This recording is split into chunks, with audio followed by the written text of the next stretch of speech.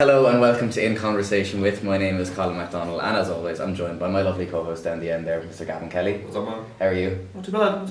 Not too bad. Today we are joined by a former communication student, I should mention as well, Hey. but also DJ and founder of the Lost Collective, Mr. Eoin Lyons. How are you, Eoin? Thanks for having me now. What was the thought process? Because you just mentioned there before we started that you haven't done an interview in a while. Yeah. Probably over a year, I would say. Yeah. Were you surprised when I kind of asked you to be honest? Absolutely, yeah. Well, I drunkenly stumbled up to you at one of the many losts that I've been in attendance Happens too to. often with Colin. Honestly, yeah. But no, it was a decision that stuck with me as I woke up hungover the next day. So it wasn't just drunken mumbling, but. I know that's fair enough. I suppose we're not really at the stage where I get asked very much for interviews and stuff like that, like, you know, so I suppose it's an honour for somebody to be interested in something that we're interested in as well. Yeah, I suppose it's just a really fascinating thing, and we'll get into the whole scene as we go down through the interview, but we'll start quite appropriately at the beginning. So like techno, dance music, electronic music, was that something that grasped you from an early age? Yes. So I originally got into it when I was about 12 or 13, got my first decks from Santa, believe it or not, when I was about 12 when I still believed. So it goes back that far. Well, and, Santa got the first decks, that's brilliant. Yes. And I suppose I started around my hometown in Carrick-on-Shannon, just playing kind of pub lovely games spot and for like a stag or a hen if you're looking. I live around Ballyconnell in Cavan. Oh, so I know a lot of people. You're not too far from us at all. No, not a bit. Yeah, so I suppose like every young person from Carrick, are like we all are employed in something to do with that hens and stag trade. So that's what got me into it, because I just never really wanted to be collecting glasses or anything like that. That's just not for me. Or working behind a bar. So I suppose I got a lot of early on experience playing a lot of music I didn't really want to be playing, like kind of commercially stuff and that, which really I owe a lot to, because it's what I feel brought me on as a DJ. You have to cut your teeth with something anyway. Yeah, exactly, and kind of learn. I kind of learned how to play to crowds I wouldn't be. I wouldn't want to be playing to ideally. Yeah. So that's where it all started, I suppose, in Carrick. There was a nightclub at home, Club 360, that were really interested in starting something a bit more dance orientated, and I had been kind of plaguing them for years just to let me get in and do something. So they took me on as a resident, and then when I saw there was a bit of kind of grounds for something a bit bigger, I asked if we could start like a kind of a branded night that we'd run on a regular basis. So Lost in Leitrim was born then. And I suppose we got 2 or 3 nights under our belt, and once we had a bit of cash behind us, then I was like, well, I'd love to bring down like a DJ or something. What kind of crowds were you pulling in? So like around then it was like maybe 100, 150 every night in a venue that had a capacity of like 300. So it was kind of a bit strange. It wasn't really, it wasn't the most ideal, but it was all we had in Carrick. There was nothing like it before, so I was kind of proud in a way to be kind of giving my friends the opportunity to be going out and dancing to music they actually enjoy listening to at home, because there was nothing else around, like a slide. I can definitely see where you're coming from, because look, I don't know if you've been out in Ballyconnell, but there's Larry Lee's, and that's like the pub club, and it's just they serve like poison to the young ones. Like it's been shut down a couple of times, and like when I go out, I'm just going to the bar. There's no. That music I really like is in town. Yeah. So like fair play to you for like going into a local town saying, there is a market, people want to see this stuff. Yeah, and I suppose even like when, like a bit later down the line when we decided to take it to Dublin, like I kind of was proud of the fact that some of the residents we had in Carrick then kind of took over when I eventually moved Lost out of Carrick, and a few other nights like House of Funk and sort of like that started in Carrick afterwards. So it's really nice to see, and as I said, like I owe a lot to starting off as a DJ in Carrick, because it really fine-tuned me in learning how to play loads of different genres, and like I think especially as a promoter I learned so much, because that was where I made all my mistakes. Like I read articles of like fabulous events being run in Dublin and selling out, all this kind of thing. I didn't have any taste of that whatsoever until I came to Dublin. Never sold out an event, never even got near to that, like, because there was just never the market for it in Carrick. I suppose we were just running probably stuff. Not the population for exactly. Well, in terms of what you're saying there, what are some things that you've learned as being a promoter? Like what are the key things, the do's and don'ts really? Yeah, well, I suppose it was like working with a budget was the main thing I learned in Carrick, and I got really lucky because when the nightclub at home, like they were never really, music was never their the driving force behind what they wanted. It was always just getting people through the door and making money. So I always had to be very conscious of that, and I suppose when they realised there was a bit of a market for it after a few events, they started putting money for it, which was really lucky for me because like I was getting like maybe 500 quid to put on an event and being able to ask friends to come down to like the first one we threw on was DJ Dees, and that was again like I suppose the whole idea behind Lost in Leitrim was the fact that you were never going to have a DJ like DJ Dees playing in Leitrim without that, so the whole idea of being lost down there was it was really good. I really enjoyed it back then, like, you know, it's a lot different now.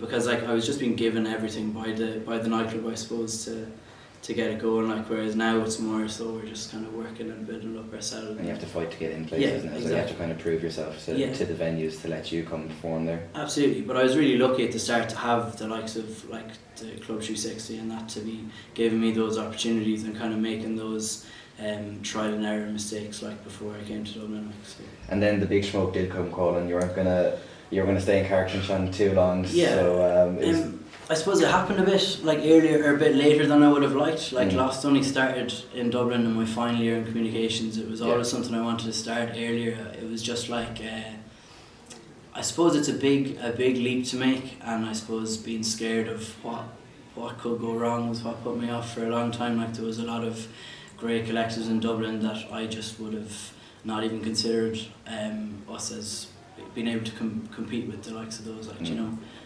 I suppose it's the same with any like startup business. I mean, I say business because it is a part of your living, like making a living for you. So like it's the same with any startup where like you kind of always have to take that risk that something might not go your way. Well, like I'll just correct you there a small bit. Okay. That like I've actually, since we've moved to Dublin, like none of the lads involved have actually taken any profit from us. Oh really? Okay. So like I suppose that's kind of it's more of a hobby for us. Right. Hopefully at some stage maybe we might get a small bit of like I suppose compensation from it down the line. But that's not the goal for us. You know, it was always just about I suppose putting on parties that we'd want to go out to with our friends ourselves, like, you know, and especially since we've come to Dublin, that's been the goal. So everything we've ever made has been reinvested, and I suppose that's gotten us to the stage we're at today. Where you've gotten to play many great venues across Dublin. Any particular favourite of the ones that you've played so far? I've like the rest of the lads in it will disagree with me, but I've a bit of a love for Fibbers, even though it's not the ideal venue for it. I just think because we started out there, our first night was there, people kind of associate us with that venue. I just have a bit of a graw for it. But and going back to the interview that you did do now over a year ago, you said that you're a fan of more intimate venues, close, like tight-knit venues, so that probably fits into that mold quite perfectly. Yeah. I suppose part of what we're trying to do in Lost as well is kind of throw on parties in places that people haven't been before. Yeah. And that's what the draw was with Fibbers in the first place, like, and I suppose since then we've been in the Soundhouse and WigWam in Dublin, and our goal really would be to get to other places as well. Now we haven't really had a lot of time of late to be like looking into new venues, but it is part of you know what we want to be doing anyways. But you do have a couple of announcements there in the past 2 weeks, one as recent as yesterday. Do you want to give them a quick plug there? Yeah, absolutely. So I suppose on the topic of new venues, we're making our debut as a collective in Index on the 20th of March, and I suppose that money wise it'll be our biggest investment into an event ever. We're bringing over Kev Coco, formerly a member of FIAC, and he's kind of when I got into techno as I came to college, like obviously it was a bit of a progression. I didn't actually start enjoying heavier stuff until I came into first and second year, and they were kind of a massive kind of draw to me for it. I just loved it. It was so different to what I've been listening to before, and so I've always really wanted to book those. So we actually had a bit of a debate yesterday in our group chat as to whether we should say that we're proud of the event before it even happens. But yeah, no, it's definitely something I'm chuffed about now. So yeah. And just in regards to Index, I haven't been myself. Have you been? No, I haven't actually. What's the venue like? Sweet preview.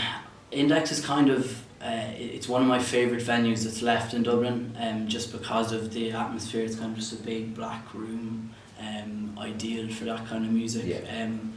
I'm going to let it speak for itself. Hopefully you guys will be, we can tag along and experience it for yourselves. Yeah. But I'm really chuffed to be running an event there. Like, if you had told me, like back when I was bringing Lost to Dublin, that we would eventually have a big act in Index, I probably would have said no chance. But sure, here we are. And when it comes into the actual technical side of the nights themselves, obviously it's not the same guys DJing every time. Like some nights that you're DJing and some nights some of the other lads are. How do you decide that? Is it like a rota kind of system, like you're on this day and... Yeah, I suppose there's 5 of us involved. All 5 of us are DJs, but I think we all kind of have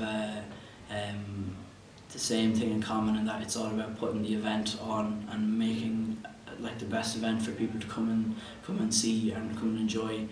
So yes, we obviously have rotas where we try and split it up like as evenly as possible to make sure everybody's getting the same amount of gigs. But at the end of the day, like for bookings and stuff like that now, it's very much a case of whoever's the best to play support for this actor. If we're trying to create a certain atmosphere for a night, it's something that we're really lucky to be able to do now, that like we've kind of got people sending us mixes and stuff like that. And as I said, if we're trying to just create something in particular for one particular night, we can just kind of craft it around that and select DJs for the right positions and that kind of thing. And it is cool. Like, it's kind of what I always wanted it to become. It's just a shame that I'm kind of finished now, and it's kind of juggling it with jobs and stuff like that. But it's really good. Brilliant. So I guess Lost is kind of part of this bigger movement we're seeing with like youth culture in Ireland, I think specifically, because of course we've seen the Give Us the Night campaign make strides due to some of the closures of venues like District 8 and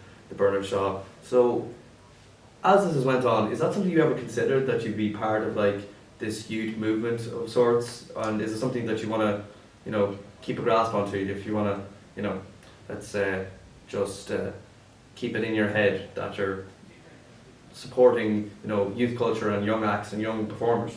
Yeah, so I suppose like all of the young collectives in Ireland can consider themselves part of it now, because we're all part of an industry that Give Us the Night is trying to change. Having come out of communications, I still don't know what I want to do, believe it or not. But my plan B was always going to be DJing. And when I say plan B, I mean like I always had plan A was always just keeping money coming in and stuff to keep my parents happy and that kind of thing. And DJing has always gone perfectly along with that, and promoting Lost has gone perfectly along with that. And right now it's actually the only thing I'm doing right now, so I'm really enjoying this time at the moment. And yeah, I suppose we can all consider ourselves part of Give Us the Night. Like, ideally, I would love for this to be my full-time job, and right now as it stands in Ireland, it's not the place for me to make this my career. Like, we just don't have the legislation there for us to be able to build careers around nightlife. And I suppose that's the great thing about Give Us the Night, is that it's kind of creating discussion about it, getting it more into the public eye, hopefully forcing or kind of persuading politicians and stuff to make that legislation to be able to keep people like ourselves in Ireland and doing what we love in the country. Like me myself, I'm already making plans to move to London in June or July once this college semester finishes, just to get a taste of what it's like over there, and hopefully be able to bring some of that back to Dublin if eventually. Yeah, well, you never know, but hopefully, yeah. So with the collective now, like, you're in a pretty good space, and it's fair to say that like you're only kind of growing in popularity from the first night that we went to the most recent one. Like, the crowds are getting bigger. Do you set yourselves goals, or are you just kind of riding the wave? Very much riding the wave. Yeah. I think we always had in our heads we wanted to make big bookings, and so having someone like Kev Coco now on an event coming up is I suppose a goal that we've been working towards, but it's never been a case of, oh well, we need to be doing this and this to get to that stage. It's just been taking one event at a time, which is actually has worked against us in some cases, because other collectives can be a lot more organised than us and have like block bookings done in for an entire year and have their year planned out, and then they ride the wave that way, whereas we're very much just take it as it comes. Sure. But that's what I like about it. Like, we're just trying to have a bit of fun. It's a hobby at the end of the day. and it does get very stressful, especially with these bigger events, and I think we just kind of need to remind ourselves that we are just doing this as a hobby, like it's what we like to do. We're not getting any financial gain out of it ourselves at the moment, so I'm happy to keep it that way at the moment, you know. Brilliant. So moving away from law specifically, and then just kind of, I want to go into your kind of own interests. So I asked you beforehand to kind of think of some of your favourite DJs, now and like all time. What are some of the names that you're going to throw out? I suppose I like DJs that kind of are about the same kind of thing that I am, and I don't like playing. I'd hate to be branded as like a techno DJ or a house DJ or something like that, because I just have too much of a love for it all to be kind of singled out as just playing you one. Don't be pigeonholed. So I like, at the moment I really like playing like a bit of, you know, fast dance music. I love playing grime and stuff like that as well. And I suppose it's whoever replicates that for me at the moment is who I listen to. So I can't exactly say, well, this person, but if you were looking for names, I suppose like Mall Grab, Special Requests, all of those are really doing great things at the moment. Pangea, Pariah, Hessel Audio in the UK, like there's way too many of them to be just like saying all these. I always feel guilty. I'm not saying others because you don't want to leave them out. Exactly. I listen to so many different ones at the moment, but I suppose without sounding too cringy, I enjoy going out and listening to other DJs or other collectives that are doing the same as us, because I feel like there's such a hunger for it in Ireland, and there's such a there's so much attention and so much love for it in Ireland at the moment, and it's getting so many crowds at events and stuff like that there's incentive there for younger DJs to be pushing themselves and to be doing more, and it's really exciting going and hearing like DJs that I haven't heard before. You show up and they play like an amazing set and I've never heard of this guy before kind of thing. Like, I love that. And actually we've got another plug, we've got another residence night coming up in Index 20th, 22nd February, with Yin and Yang and Seclusion, and they're two collectives that we've been listening to for ages, and I'm sure they've been doing the same for us, and we really like what they're doing, and we really like the music and style that they play, so coming together to do it is really exciting as well. But yeah, I suppose I don't think I've even really answered your question there all the time. It's really hard to say, like. Music in any genre, tastes change from week to week, day to day, so it's hard to nail down one. What you're saying there, Owen, was very akin to what we've heard about the hip hop game in Ireland at the moment. You know, we talked to Tabby Rex and we talked to God Knows, and they've all kind of said like, you know, they'd like to hear new DJs so they can learn what other people are doing, but also it's a very supportive group we have at the moment. But going back to what you're saying there, just about your move to London yourself, are you worried that, let's say, the infrastructure of the Irish media is going to take, you know, these DJs and hip hop artists away from Ireland as they migrate to, let's say, the UK or the US? Are we going to lose the Irishness of these artists? I don't think so.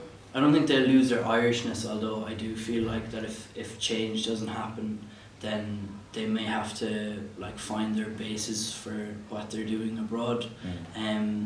But I don't think they'll lose their Irishness. So to say, like the likes of Software Records and stuff like that are like, they're so kind of close to their roots at the moment. It's so cool to see that, like, you know, they're just being who they are. They're not trying to be like the textbook hip hop artists that you get coming from anywhere else. I don't think they'll. I think being Irish is definitely something to be so proud of. It's so cool when you do go abroad to be able to say you're Irish, and I think it'd be amazing to be able to have an unreal kind of scene to talk about at home, and to be bringing people back to where you're from rather than having to fly out and I suppose go and enjoy the type of music we want to, or the type of events we want to be going to abroad, which is something we've been doing so much. Like even the Lost Boys together, like we've been to so many events together, and whether that be in Ireland or abroad, and I just suppose we want to be able to bring that back to Dublin so we don't have to go away to. Speaking of any memorable events, any memorable concerts that you've been to recently? I was at Melt Festival last summer, and I saw Skepta. I've never seen a man to just get a crowd so involved. And like I obviously would have been such a huge fan of him before, but just seeing him live, he's just on another level. In terms of like that is hands down one of the best camping festivals I've been to as well. By the way, they just Melfest, is it? Mad Festival, yeah. Right. It's I think it's like an hour and a half south of Berlin, but it's Right, okay. they just do it so well over there. I had a couple of mates I think heading to there during the summer. Yeah, like everything from like diversity in the lineup to how they run the festival to like even like the way they like you could basically buy like 20 cans and get like 50 cents back for every can you brought back and that kind of thing. So the way it worked out was if you bought like 3 crates, if you get the first one or the fourth one free, do you know what I mean? Like just little incentives like that, like it just made it it's so much cleaner, like, do you know, in comparison to some of the festivals we've got going over here. At home then, like I don't think anything stands above AVA in Belfast. At home I'm going to the AVA in Dublin that's coming up soon enough, and that'll be interesting. I've never been to one of their things in Dublin, but I've been to the one in Belfast a few times and it's just second to none. It's insane. Last Friday there we went to I Hate Models in District 8. Blew the head off me. Like I knew exactly what I was like I was expecting it to come, but some of the heaviest stuff I think I've ever listened to. It was crazy. Yeah. Did you enjoy it? It was a great gig. Oh, yeah, it was a great gig. Yeah. Yeah, and it was my first time being in District 8 since it reopened up in Swords. Yeah, it was. He's very intense. Like it's so enjoyable. Oh, I love how like it's just so non-stop. Yeah, like we were at one point, me and my friend Kate were right up at the front, like at the barrier, and he was playing, and obviously like very bass heavy stuff, and you could feel the vibrations going through your entire body, like up from the floor. It's a sick feeling. I love seeing how like someone like him as well, how like invested in it he gets, like how much fun he has on stage. He was hyped, yeah, very much so. It's so cool, and even like the 2 support acts you saw there as well, Aaron and Colleen, I think. I think we caught the latter of the 2. We were a bit late coming in, but we caught the latter, I think. Yeah, but like they're flying the flag so well for Ireland as well, and I like the fact that we've got such talent like that in Ireland at the moment, and we don't have the scene really for them to properly showcase themselves is also worrying as well. Like, you know.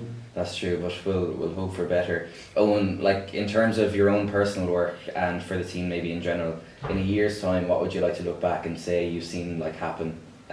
With like let's say Lost and your own DJing, and then also the Irish dance scene then as well. With Lost, basically that we'd still be going is all I'd ask for really, and that we keep things ticking over. We've been lucky since we've come to Dublin that we actually haven't made, we'd say, many mistakes, and that like we haven't put on an event and lost money and had to build that back up. It's kind of just been kind of very much a case of kind of invest and make a little bit more and reinvest, and that's gotten us to the stage we're at today. So I'd hope like come a year's time that we'd have a few other big massive gigs under our belts, like the one coming up in March.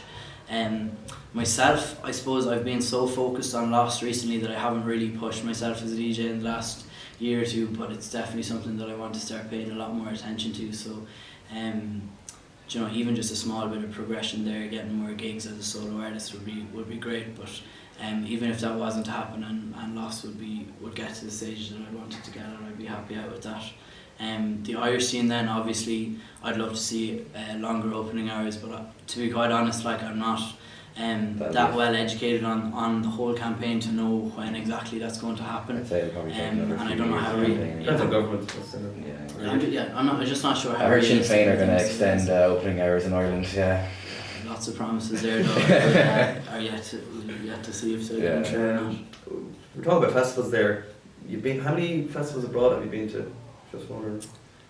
If it's been a good few, how would you compare them to Ireland? And do you think that things festivals are better abroad, over I've been to Melt. It's more gigs and stuff I've been to Yeah. abroad. Like I've been to the Warehouse Project a good few times in the UK, and I suppose gigs in the UK actually. Now that I think about it, I've been over there a lot just to different events and stuff. Like is the question how they compare to over here? Like, what can we do to improve? Like, how can we facilitate more? As I was talking about earlier, electronic artists, hip hop artists. Yeah. Give them a bigger name than, let's say, bringing a big name from abroad to EP as a headliner. Okay. Well, I suppose like would say my first time in London, I went to a nightclub called Fabric, and the major difference between over there and here is that I didn't leave Fabric until 8 o'clock in the morning when it closed, and me and the lads had watched Bicep play a DJ set for the last 4 hours of that. Like, so to watch them play that from like 4 to 8 a.m. Was just insane. Like, and we were just kind of saying, like, imagine if you were able to go to a club in Ireland and be coming out of it when everybody else is going to work, and just, you know, and nothing being wrong with that. Like, there's no issues surrounding it. We were kind of just like, this would work so well in Ireland, and just it's more confusion as to why it's not that way. So I suppose I can sound like a broken record saying that well, the main difference is, like, we haven't got the same or the longer opening hours that abroad has. That would be the major difference, and I think once things like that change and there's more grounds to run longer and better events in Ireland, will bring more DJs to Ireland and will eventually make the events better. And do you know, like, they gave us the night put up a thing there last week or the week before of like all of the closing times, the legal closing times across Europe, and if Dublin wants to consider itself one of the kind of leading cities in Europe going forward, it needs to take itself off the earliest of that. Like, I think we were the earliest by an hour, and everything else is just there's so much more leeway in other cities, and I just don't understand why it's not the same here. And I'm yet to understand an argument against it, if you know what I mean. Because we're talking about longer opening hours, not longer bar serving hours. Like, the bar can close at 2 o'clock in the morning, and people can just enjoy the rest of the night. Yeah, there's no issue about that. Yeah, exactly. I think there's a lot of confusion, maybe not be the right word, but I think some of the people that are in charge of legislation think that we're campaigning for people to be still getting drink at 4 o'clock in the morning. It's just not the case. Like, again, like, there's people involved in it that are really driving it forward, and I suppose as a young person who's involved in that kind of scene, what we can do is just to keep putting the logo on our event posters, keep promoting it on our pages as much as we can, because I know that it's eventually going to bring us opportunities, as I said, to be able to work in that industry in Ireland. So that's what we can keep doing, and then all that, like, technical stuff can be left to people that are driving it forward. Well, Owen, me and Colin have bumped into Lost many times, and our friends of friends, and consistently it's always the most enjoyable night we always have on a night out, you know. And I think before Lost we've been thinking, like, would you go out to this place, would you go out to this place, but now it's when we go to Lost, and you know it's an authentic experience every time you're there. So what I'd say is just keep doing what you're doing, and hopefully you keep doing a lot better. Yeah, and if you're listening to this, get out and support not just Lost, but Lost in particular, but not just Lost, any collective, any Give Us the Night campaign. Get out and support it, because that's the only way we're going to see change if there's numbers. Exactly. Owen, thanks a million for coming on. Thanks, guys. It's been a pleasure. It's been a great chat. Alright, I hope that was alright. Yeah, it was great. Yeah, this has been In Conversation with Eoin Lyons of Lost. Thanks a million for listening, and we'll see you next time.